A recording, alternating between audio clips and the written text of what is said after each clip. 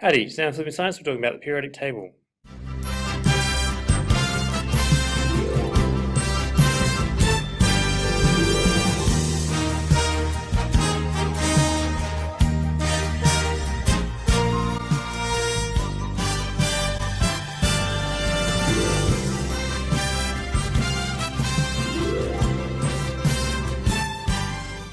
So the science understanding that we're going to look at is the arrangement of the elements in terms of atomic number and the trends. So we're going to look at the trends of atomic radius, valencies, and electronegativities. So we had a little curriculum change, so adding in a little bit more. So you need to be able to identify the position of an atom in the periodic table given its electronic structure, and also identify the S, P, D, and F blocks. So this video is a bit of a hodgepodge, but everything's in there. So first we're going to look at valencies. Let's look at the electron configuration for sodium, both simple year 11 version and subshell notation.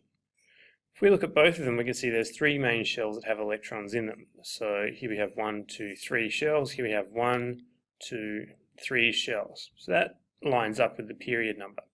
So period number 3, and that's where we find sodium. If we look at the valence shell, so that's the outermost shell, we can see it's got 1 electron in it for both in the simple and in the subshell notation, 3s1. So the outermost electron is a 3s1 electron, and that valence electron tells you the group number, so group 1. So if we look at sodium, its group number is number 1, because it has 1 valence electron, and if we look at its period number, that's 3 because it has 3 shells that contain electrons. Now we're going to have a look at electronegativity. So electronegativity is a measure of how strongly an atom pulls electrons towards it. So if an atom is highly electronegative, that means it's pulling electrons closer towards it. And if it has low electronegativity, that means it's not holding on to electrons very strongly, and that means it can lose electrons very easily.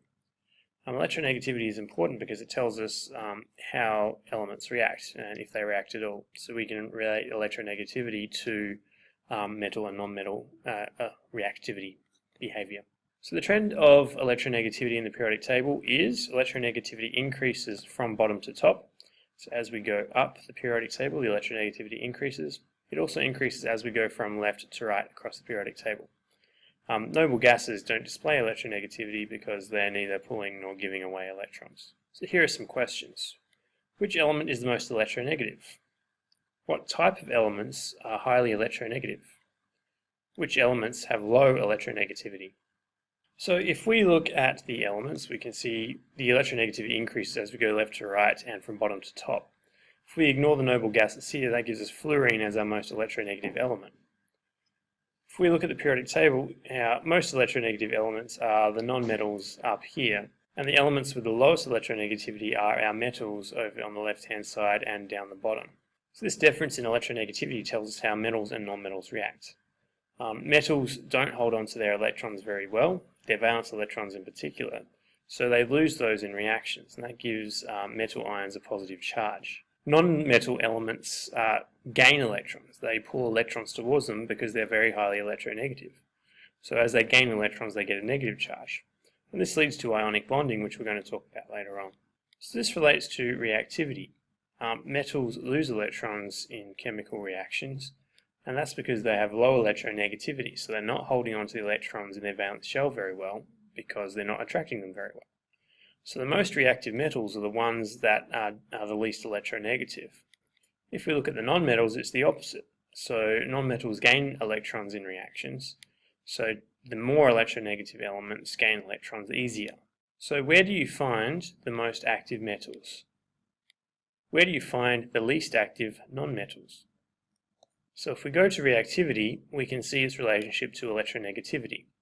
The most active metals, the most reactive metals, are the ones that are least electronegative. So they're on the left and they're down the bottom. So that would be francium. The most reactive nonmetals are the most electronegative. So they're on the right-hand side and at the top. So that gives us fluorine again. The last trend we're going to look at is atomic radius, and this is related to both electronegativity and electron configuration. So if an element is highly electronegative, it's pulling electrons towards it, and that means it has a very small atomic radius. So our nonmetals have small atomic radii because they're highly electronegative. They're pulling electrons towards them so they get smaller in size. As you go down the periodic table though, you're adding in shells. So you're adding in main shells for every period that you go down. That increases the atomic radius because you have extra electrons surrounding the atom.